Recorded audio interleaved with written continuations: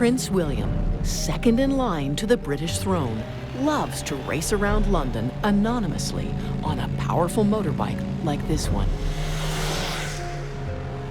I think it frightens the life out of people at Buckingham Palace, and almost certainly the Queen too.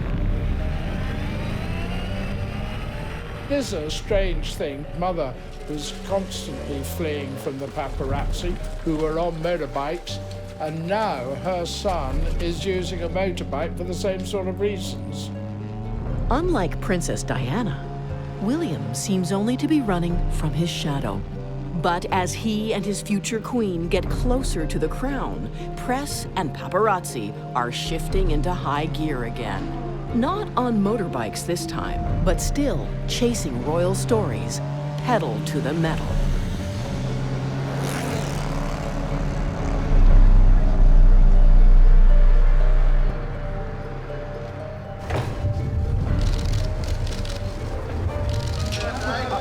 There's nothing the British media like more than peeking into the private lives of royalty, and they aren't shy about doing it. 4 years ago, dozens of photographers showed up outside Kate Middleton's London flat on her 25th birthday. An angry Prince William issued a statement to the press to stop harassing his girlfriend. Both he and Kate eventually moved to a remote corner of Wales. The media are unmanageable in this country, totally unmanageable. When the tabloids get a royal scoop, papers fly off the presses.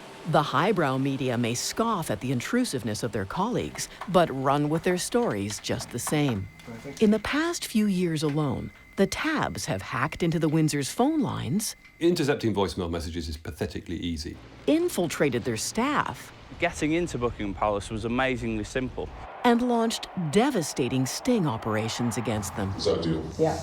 She was basically selling out the royal family for £500,000. When their information is dubious, the tabloids spread rumors with a question mark and adorn fact with fiction. No, he did not ask me if I was wearing underwear. No, he did not ask me to take my top off. The avalanche of unflattering stories produced by decades of royal reportage has not endeared the media to the monarchy. They once said to one of the reporters, "You're scum." And the reporter replied very smartly, "We may be scum, but we're the crème de la scum." Prince Philip came out of one of the coaching stables, driving his coach and four. I said, "Good morning, sir, Happy New Year." And he suddenly looked up and he went, "Bollocks." And then a moment of withering honesty about the press, and in particular, the BBC's royal correspondent, Nicholas Witchell. Bloody brilliant. They can't bear that. So brilliant. The royal family likes to present itself to journalists on its own terms. Prince William's engagement to Kate Middleton is announced at a tightly managed photo call designed to wow the world and its media. People keep saying to me, will it be as big as 1981 with Charles and Diana? And I say to them, absolutely. But royal hors d'oeuvres only whet reporters' appetites for a main course of their own making. It's this unplanned fare that gives the monarchy indigestion. The problem for the royal family is they want lots of publicity to justify their existence, but they don't want the corollary of the publicity, which is intrusion, harassment, and being chased. So, in a way, that's an unwinnable game. With William and Kate, the palace wants to have it both ways. The glamorous couple seems to be the last best chance for the monarchy to revive its fortunes and guarantee its survival. So the future king and queen will have a splendid public wedding in Westminster Abbey, but are to be left alone by the media at other times. Nothing and nobody must tarnish their unblemished record. They want a certain image, and they want to try to restrict media access to anything that would contradict that image. That does make them a very tempting target.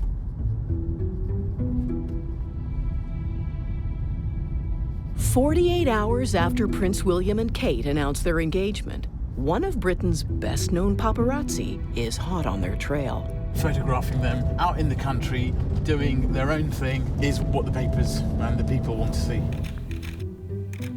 Tana's night prowls of the past have captured William's brother Harry doing his own thing, like two-timing his girlfriend Chelsea. Harry famously thanked the photographer by lunging at him before falling to the pavement. It did happen, and we documented what had happened. This evening, Tana has it from a source that William is at Kate's parents' home south of London, and that the couple might go out for a pub dinner. You need to have inside information on what they're doing, where they're going. I think it's worth looking at a few of the pubs that they've been to before. You know, the Six Bells, the Queen's Head, just checking out if anyone's there.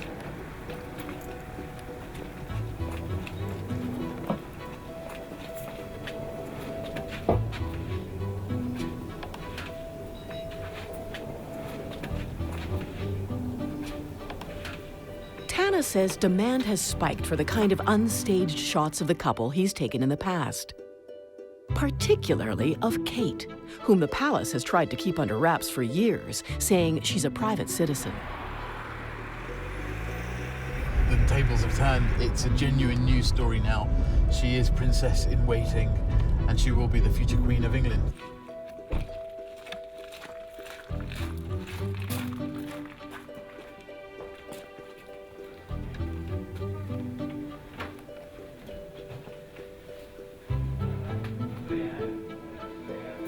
Tana strikes out tonight.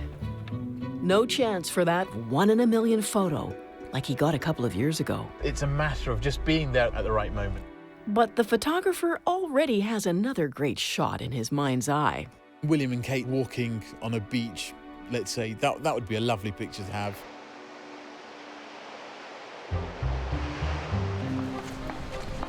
Tana will have to be careful. Pictures he took of Kate Middleton playing tennis on Prince Charles's property last year got him into a lot of trouble. The Queen's solicitors threatened him with a lawsuit, and British papers wouldn't touch the photos for fear of displeasing the palace.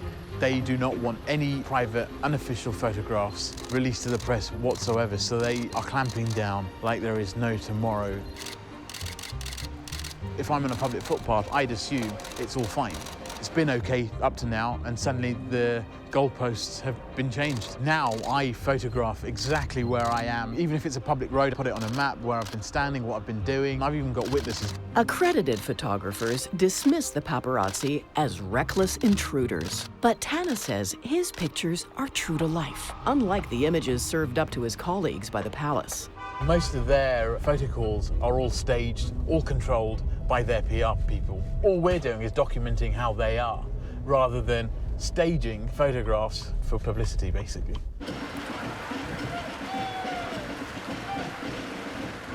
A staged tour the paparazzi would never bother with is threatened by bad weather. British correspondents who followed the Queen to Canada hope for a story. But if they'd consulted their tabloid colleagues who stayed at home, they'd have been told that being embedded with the royal family gives you little more than rain to write about. Will somebody say something unexpected? Maybe. Will somebody do something unexpected? It's possible, but unlikely. The Queen does a series of deeply predictable things on every tour. She goes around the local museum, she meets an indigenous group, invariably in some kind of traditional costume, and there'll be some singing.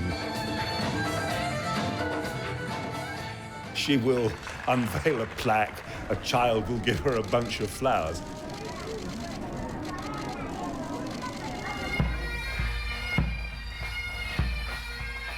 The Queen's photo ops are a change of pace for veteran foreign correspondent Tim Ewart, who has made a career filing from hotspots around the world. Now he chafes under the restrictions imposed on royal reporters. It's a very odd world covering the royals. We operate in this little group that follows them round. We're herded from buses to pens to fixed points to pools, and we are able to observe the royal family, but what we're not able to do, apart from very, very rare occasions, is actually to talk to them. It's a lot of speculation. It's a weird world. The BBC's Nicholas Witchell, who earned his spurs in war zones in the Middle East and the Falklands, boards what the Canadian military calls a chase boat. But there's no question of catching Her Majesty as she reviews the fleet in Halifax Harbour. It's a long lens exercise in peekaboo that even a seasoned journalist can't turn into much of a story. She's been reviewing fleets for nearly 60 years now as Queen, and the remarkable thing is that, so far as one can tell, she still appears to enjoy it. It's a difficult area because there is an absence of hard information. It's rather like having a handful of sand. You pick it up and it drains through your fingers, and you wonder what on earth are you left with in terms of hard fact at the end of it. When the Toronto Star asked its architecture critic, Chris Hume, to cover the Queen's tour, the journalist had no idea he was heading for a bad case of writer's block. It's a question of parsing the least detail. Did she smile? Did she not smile? Did she talk to the person she was with? What color was her hat? All that kind of stuff becomes the substance of your story because there's literally nothing else to write about.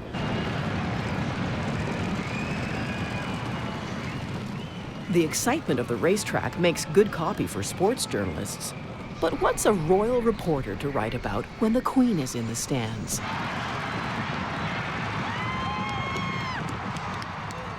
Thankfully, a Canadian, unversed in royal etiquette, turns the award ceremony into the highlight of the day. I thought it was hilarious right now when the owner of the winning horse put his arm around the Queen and a cry went up amongst the English journalists here. So, oh, he touched her, he touched her. I mean, this is going to be the lead in all their stories tomorrow, that some poor guy from Canada, the colonies, touched the Queen. And doesn't he know that that's a major breach of protocol? People are a little more careful with Her Majesty at a formal dinner in Toronto, where her mere presence seems to leave guests starstruck. You'd think that she was kind of, saintly or godlike, the reaction she has. And she doesn't have to do anything. She just has to be there.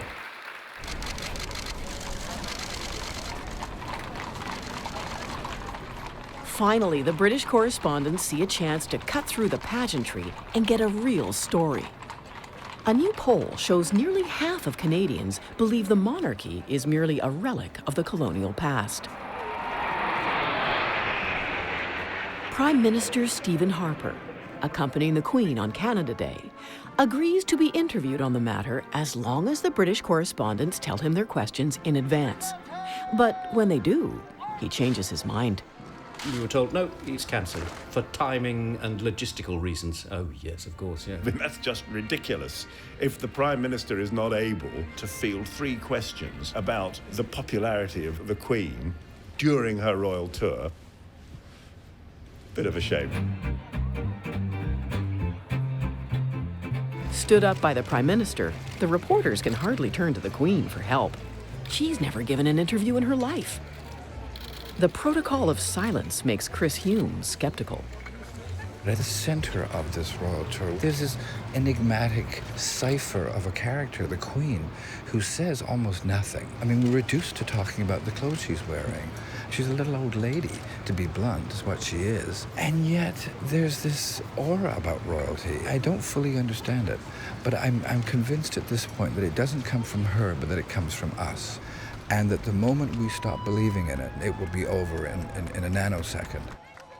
Now, is this toe sucking or toe kissing? He's certainly involved with the Duchess. James Whittaker is a legend of a tabloid reporter who has bagged some of the biggest royal scoops of the past 40 years.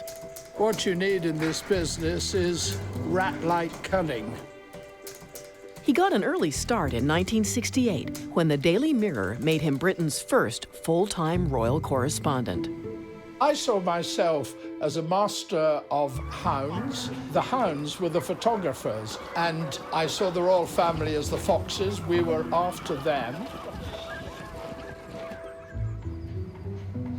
Whittaker's relentless pursuit of the royals, binoculars in hand, I mean, I always slept with these things. Shook some of their lives to the core. Particularly Sarah Ferguson's, whose troubled marriage to Prince Andrew gave the reporter one of his most sensational scoops. In 1992, French paparazzi near Saint-Tropez call Whittaker to tell him they have some unusual photos of the Duchess. And they said, well, we got Fergie bare-breasted.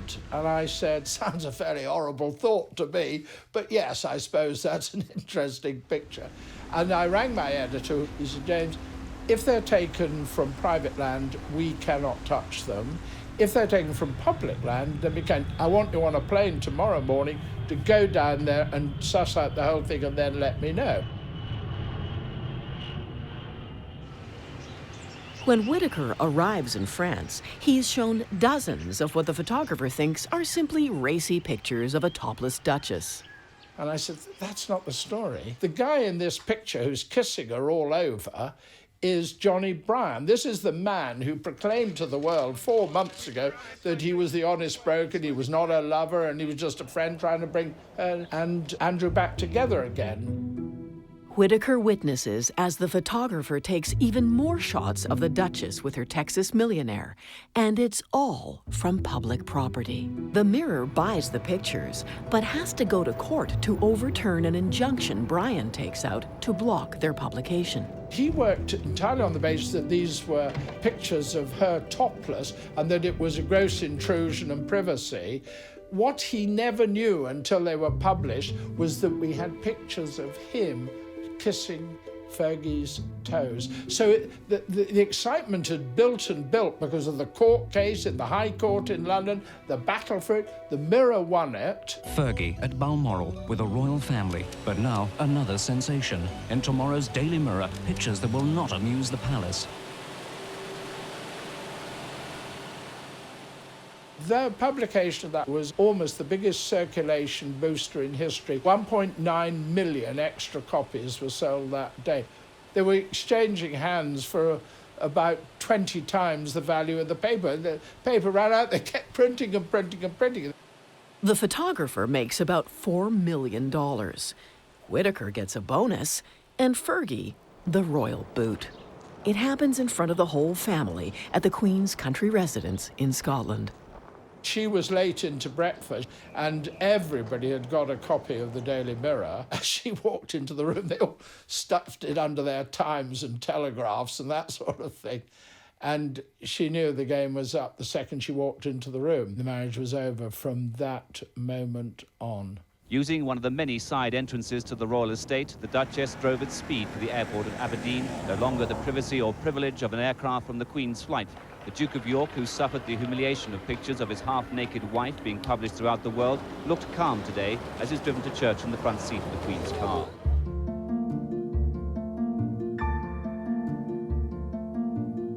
Before reporters began poking into the private lives of the monarchy, their royal highnesses mainly did what they wanted and got a free ride from the press barons of Fleet Street. They were friends of the royal family. They would dine with them. And of course, these great barons were saying, oh, we can't possibly write this sort of stuff about our royal family. So while the papers criticized politicians, they mostly fawned over the monarchy. In 1936, the story was that Edward VIII abdicated for love. The inconvenient truth: Edward was letting slip British intelligence to the Germans via his fiancée, Wallis Simpson. For the papers of the time, the Queen Mother wasn't a heavy drinker. She just loved her little Dubonnet and gin. Prince Philip wasn't carrying on with other women. That was just a baseless rumor. But the age of deference started to go up in smoke in the 1960s. The press gave sensational coverage to the Queen's sister, Princess Margaret's unhappy marriage to Lord Snowdon, which ended in divorce. In 1969, millions of Britons watched an intimate BBC documentary called Royal Family before the palace pulled it off the air forever. The film famously showed Prince Philip barbecuing sausages while Her Majesty made a salad. There is absolutely no question that the royal family shot themselves in the foot. Some say the film threatened the monarchy by letting daylight in on its magic. Even worse, the informal footage leaves the media hungry for more, especially from a new generation of royals looking for romance in the 1970s. At the time, newcomer to Britain, Rupert Murdoch, is engaged in a brutal circulation war among London papers. The Australian press magnate with an anti-monarchist bent uses royal scandal to goose sales of his newly acquired papers. Murdoch's editor at The Sun, Kelvin Mackenzie, sets the tone for other tabloids by refusing to socialize with the monarchy, breaking the cozy relationship between palace and press for good. He used to say, how can I go and drink their champagne one evening and then kick them in the teeth the next day with a story? So his answer was, don't go. Few royals have more media-inflicted wounds than the controversial Prince Charles. But tonight, he's in friendly territory at his star-studded annual charity rock concert. The most famous of all royal photographers, Arthur Edwards, is here. He snaps away as the prince greets rock aristocrats like Eric Clapton, Phil Collins, and Sir Tom Jones. Edwards began photographing the royals 35 years ago, when Camilla was Charles's secret mistress, and the media were dying to know who would be his bride. The photographer was tipped off at one of the prince's polo matches. So I walked around this polo pitch, not knowing who Diana Spencer was, and I came across this young girl, and she was wearing a D necklace, and I said, excuse me, are you Lady Diana Spencer? And she said, yes. And I said, can I take your photograph, please? And she said, yes. And then she posed for me like this. The days of innocent posing would eventually give way to the anguished looks of a hounded princess. I remember once she was being trapped by paparazzi. There were some sort of beer kegs and they were putting around her car so she would have to move them. And I saw her getting visibly upset. She was on the point of crying. I said, don't let them see you cry. That's what they want you to do. Just get in the car and just drive off. We were manipulating her by obviously using her as cannon fodder in a sales war. Anything written about Diana, and particularly any new picture of Diana, guaranteed you high sales. She hid behind a tree, and I stood in the middle directing operations opposite, and I put photographers moving further and further to the left and to the right. And eventually, we flushed Diana out, and she had to walk straight up the hill with her back to us. We were using every single little incident in her life, every look that she made in a picture. At the same time, of course, the paparazzi were goading and taunting her day by day. As her own personal life began to unravel, she made a Faustian pact by deciding that she would try and influence what went in the newspapers, and so started befriending reporters. So she tried to set her own agenda. And the danger of that, of course, is that that becomes a kind of feast for the newspapers in the sense that, now we have embroiled our prey and the prey is playing our game. She had compromised her own privacy, compromised her own right to private space. But it all went downhill for her after that. Late summer 1997 found Mirror reporter James Whittaker back in the south of France. He wanted to know what the Princess of Wales was up to on board the new yacht of Mohammed Fayed. Diana was anything but happy to see the journalist. We had a very lively conversation. Why are you here, Mr. Whittaker? I said, what do you expect? Of course I'm going to be here. What am I, Diana? I'm a reporter. What do reporters do? They write stories, and you're a big story. Days later, Whittaker landed the biggest scoop of his career. This is when I was tipped that Dodi Fayed was the new man in Diana's life. Was it August 7th, 1997? People didn't really believe it to begin with, but it was soon proved to be true.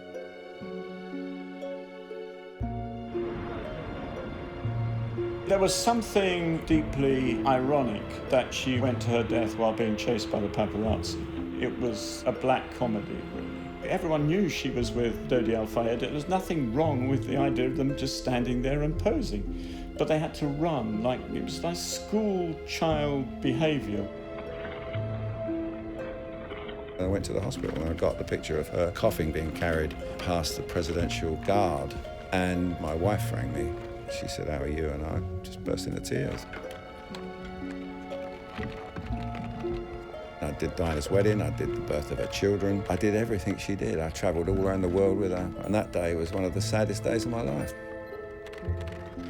After I left the hospital, after taking the picture of Diana, I couldn't get a taxi because cab drivers were screaming at me, "You're an assassin, you're a killer."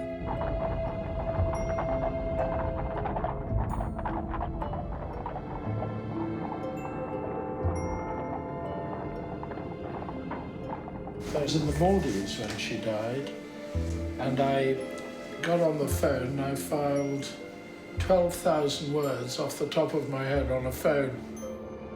We never gave her a break. We were too tough on her. We didn't hound her to death, but we did hound her, and that is something for regret, obviously, for the rest of my life.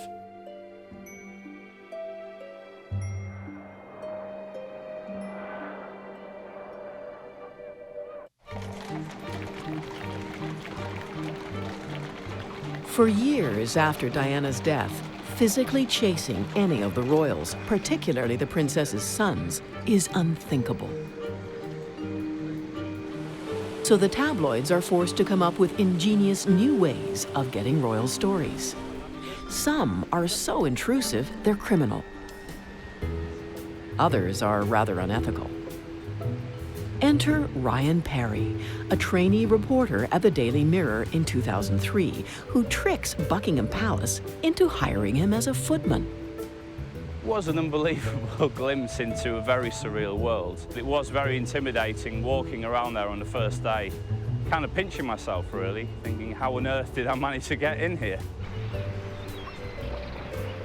It all came down to a busboy job the reporter had as a teenager in a remote corner of Wales. It's on his somewhat dodgy CV, and the palace calls the pub he worked at to check the reference. But the person who answers the phone doesn't remember Perry and asks for help from a room full of drinkers. Just by pure coincidence, one of my best friends at school, his dad was sitting at the bar drinking a Southern Comfort and Coke, put his hand in the air and said, "Yes, I know Ryan Perry." And he was put on the phone to the personnel officer at Buckingham Palace, gave me a glowing reference, and that was more than enough to get me into the job. The reporter in disguise soon spies something on the Queen's breakfast table that will make headlines around the world. Cereal in plastic containers. Since Tupperware can't spill or leak, you can store it any which way in your freezer or refrigerator.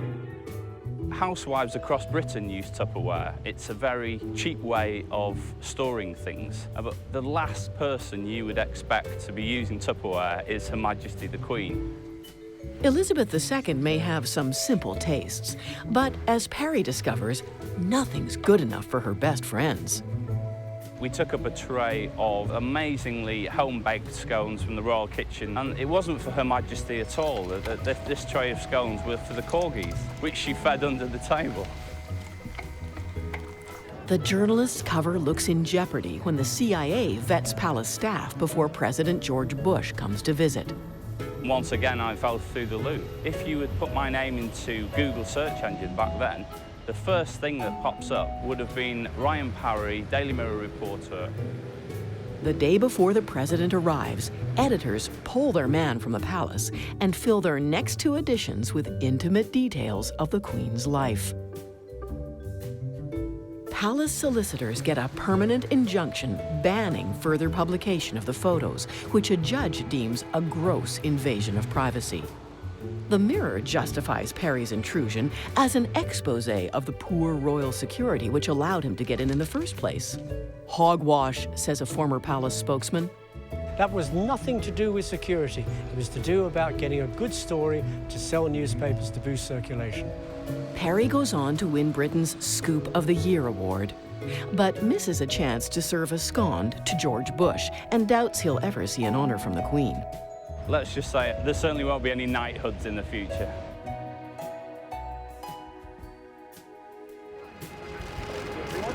What are your expectations? That's it. That's as far as you go. Cameraman, stand still. In a world turned upside down, photographers and reporters mob one of their own. Clive Goodman stepped over the line in pursuit of royal stories. In court today, he'll get 4 months in prison for conspiracy to intercept phone messages. The reporter triggers the media scandal of the decade in Britain when he writes a story he couldn't possibly have come by without snooping. Prince William injured his knee. Clive Goodman at the News of the World wrote a story about that knee injury. When the royal household saw that story, they were, how on earth does he know that? They must be listening to our voicemail messages, and they call in the police. The anti-terrorist squad tracks Goodman for months as he and a private investigator hack into royal voicemail hundreds of times. It's easy to do. Most people don't change the 4-digit PIN code from the factory setting. If you do change the PIN code, then the clever private investigator who works for the newspaper bribes or tricks people who work for the mobile phone companies into disclosing the PIN code. As it turned out, Goodman is just one of a huge number of British journalists who hacked the phones of royals, celebrities, and politicians for years. The snooping was often driven by extreme competition and a culture of fear in tabloid newsrooms. There are terrifying stories of reporters being reduced to tears and bullied. Failure absolutely unacceptable because of the amount of money that's involved in selling papers. So the pressure on royal reporters to deliver a scoop when they actually operate in a kind of news desert is intense and very, very difficult to resist. When British tabloids smell a scoop, they'll go anywhere to get it, even to faraway Calgary. That's where a bartender, voted one of Canada's hottest, met up with a guy royal reporters call Dirty Harry. Well, he did buy me a shot. He did like what I was wearing, little booty shorts, a little low top, and it was amazing to get kissed by an actual prince. What else happens when Harry met Sherry is a story every British tabloid wants to print. News of the World outbids the competition and bags the exclusive for $80,000. It's a high-pressure deal which seems almost threatening. They made it out to be so serious that I had to talk about what happened. I was freaking out, I didn't know what to do. They said, we're gonna print a story with or without you. So Sherry talks for cash, but gets only $20,000, a quarter of what is promised. Perhaps that's because the tabloid has to invent all the juicy details itself. No, he did not ask me if I was wearing underwear. No, he did not ask me to take my top off. People did think that I did sleep with him. Nothing happened to that extent at all. We hung out in a bar and had some drinks and had an innocent little kiss. It did put a bitter taste in my mouth, what they printed about me. It was upsetting, especially to me and my family. Sherry's 15 minutes of fame have given her a glimpse into the downside of being a royal. They are at the media's mercy because whatever is printed, whatever is said on radio or seen on television, people actually believe. But contrary to public perceptions, tabloids rarely make it all up. In fact, the more serious investigative reports about the royals sometimes appear in popular London papers like News of the World, which sells close to 3 million copies every weekend in Britain. Our job is to uncover the wrongdoing and to expose it. We have to sometimes go to lengths that are more expensive and greater than any other newspaper in the world. The most egregious example of royal misbehavior in recent memory was revealed by the paper's investigation focusing on the Duchess of York last year.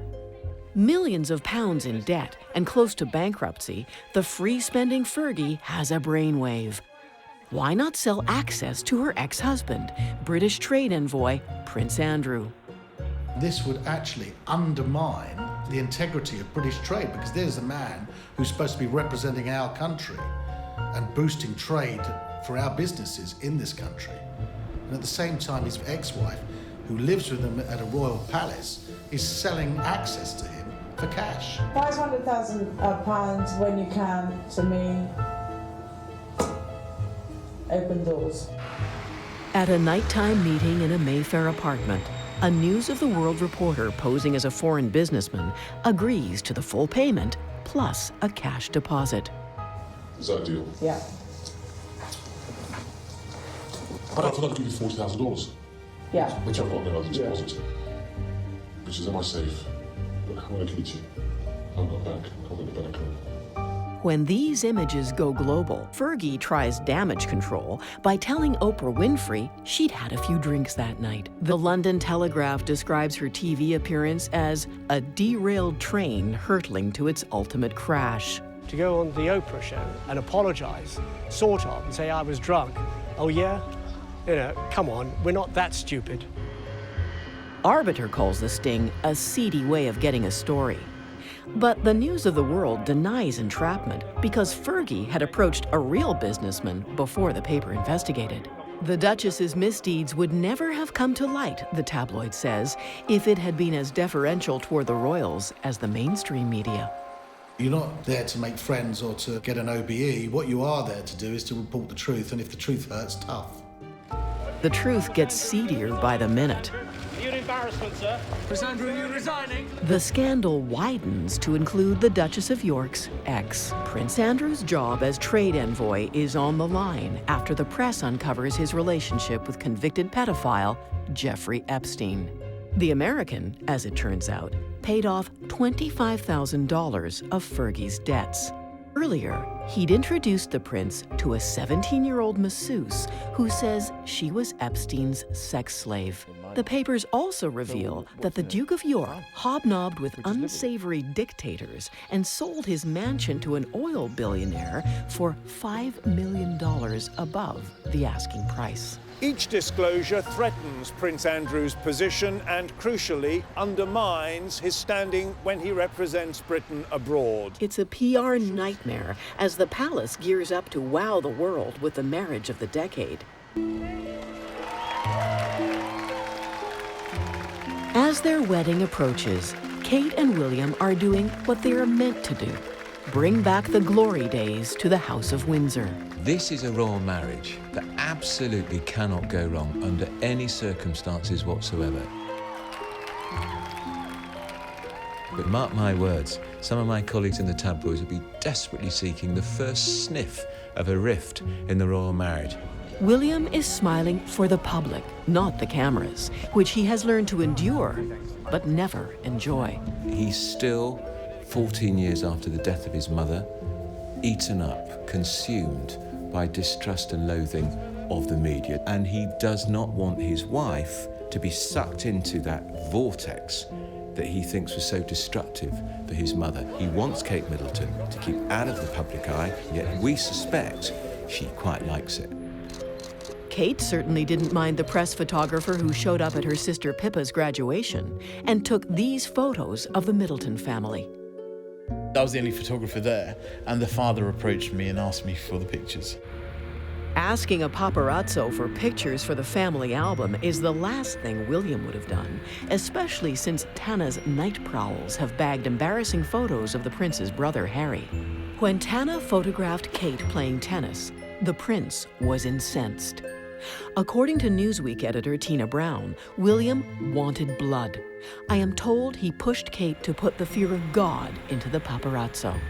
William pressured Kate to sue the photographer. She refused.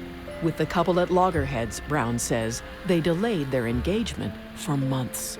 It's difficult to say exactly what went on behind closed doors, but I'm sure Kate was told, you've got to stay away from the press and don't talk to them. Kate hardly deserved the telling off. From the time she met William here at St. Andrews University 10 years ago, she proved a loyal friend to her wary prince. She never let him down. She never uttered a word.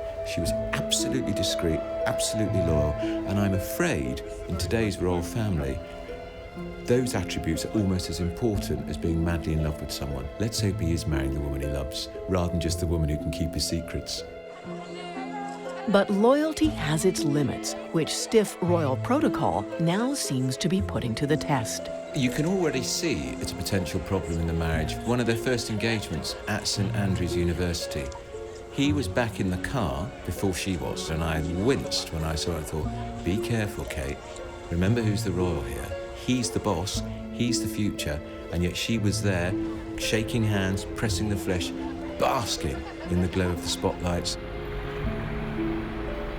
Prince William's plan to deal with the media's love affair with Kate is to whisk her far away from the bright lights of London. After the wedding, he intends to return to his air-sea rescue job on a military base in one of the remotest corners of Wales. So while the media is craving images of this glamorous new princess, she's going to be in Wales, one of the least interesting parts of the United Kingdom, where it always rains, North Wales as well, so it's virtually impossible to get to, living in a remote cottage where we can't see her. She is entered into a Faustian pact. She will be quiet, she will be obedient, she'll be dutiful, she'll look beautiful, she'll do the right thing, and if she gets bored, too bad. Just buy another tiara, bake some more cakes, have another party in Wales, hold a banquet, do some charity work, be a lady that lunches, but you're not going to rock the boat, you're not going to brief the media, and unlike Diana, you will not talk to the media directly or indirectly. She's going to have a fabulous first few years of married life.